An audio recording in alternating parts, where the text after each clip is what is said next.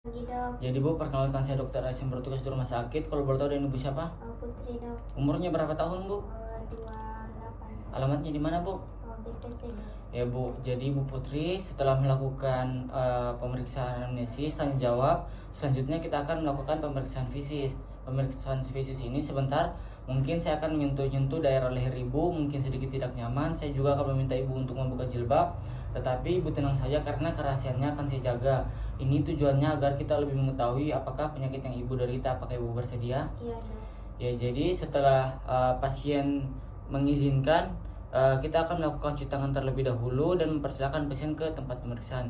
Permisi Bu, jadi mungkin Ibu bisa berdiri di sini dan menghadap ke sana. Setelah melakukan cuci tangan rutin, pertama saya akan melakukan pemeriksaan. Ini pertama pasien diminta untuk membuka jilbab.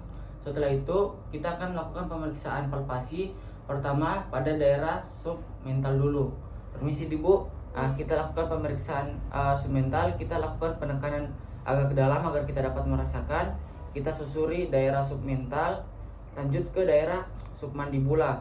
Ini juga kita lakukan dengan penekanan agak ke dalam. Kita susuri perlahan agar kita bisa tahu apakah ada pembesaran kelenjar atau tidak. Setelah itu kita akan turun ke daerah jugularis. Jugularis ini terbagi atas 3, ada superior, media, dan inferior. Kemudian kita akan melakukan pemeriksaan sama seperti tadi. Kita palpasi agak dengan sedikit penekanan, kita susuri dari atas sampai bawah.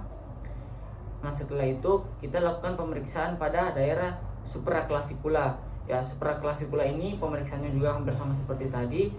Kita susuri perlahan dari medial ke lateral secara bersamaan, secara perlahan.